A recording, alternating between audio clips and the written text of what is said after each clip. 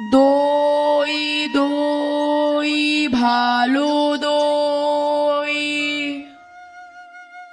দয়ালা, দয়ালা, ও দয়ালা। ডাকছো কেন? দই কিনবে? কেমন করে কিনবো? আমার তো পয়সা নেই।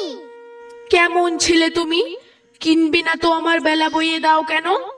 আমি যদি তোমার সঙ্গে চলে যেতে পারতুম তো যেতুম। আমার সঙ্গে? হ্যাঁ, তোমার সঙ্গে। তুমি যে কত দূর থেকে হাঁকতে হাঁকতে চলে যাচ্ছ, শুনে আমার মন কেমন করছে। বাবা, তুমি এখানে বসে কি করছো?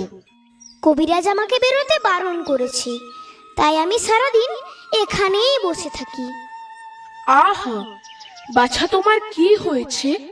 আমি জানিনি, আমি তো কিছু পড়িনি, তাই আমি জানিনি আমার কি হয়েছে। দয়ালা, তুমি কোথা থেকে এসেছো? আমাদের গ্রাম থেকে এসেছি। তোমাদের গ্রাম? অনেক দূরে তোমাদের গ্রাম? আমাদের গ্রাম সেই পাঁচমুড়ো পাহাড়ের তলায়, শ্যামলী নদীর ধারে। পাঁচমুড়ো পাহাড়, শ্যামলী নদী? কি জানি, হয়তো তোমাদের গ্রাম দেখেছি, কবে সে আমার মনে পড়ে না। তুমি দেখেছো? পাহাড়ের তলায় কোনোদিন গিয়েছিলে নাকি? না, কোনো দিন যাইনি, কিন্তু আমার মনে হয় যেন আমি দেখেছি। অনেক পুরনো কালের খুব বড় বড় গাছের তলায় তোমাদের গ্রাম, একটি লাল রঙের রাস্তার ধারে না? ঠিক বলেছো বাবা। সেখানে পাহাড়ের গায়ে সব গরু চড়ে বেড়াচ্ছে। কি আশ্চর্য! ঠিক বলেছো, আমাদের গ্রামে গরু চড়ে বই কি, খুব চড়ে।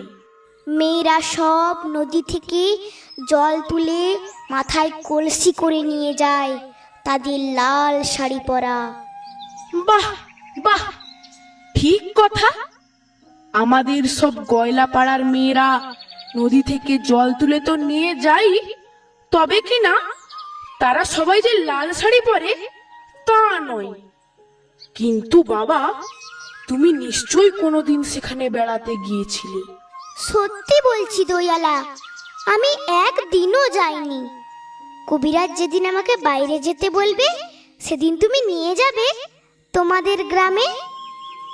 যাব বই কি বাবা, খুব নিয়ে যাব।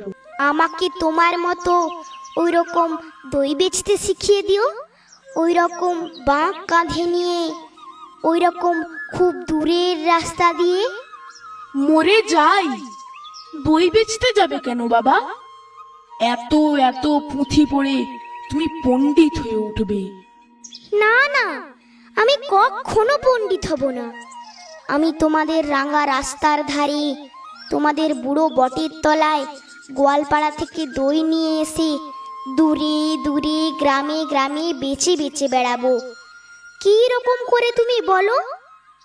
দই দই ভালো দই, আমাকে সুরটা শিখিয়ে দাও। হায় পোড়া কপাল, এ সুরও কি শেখাবার সুর?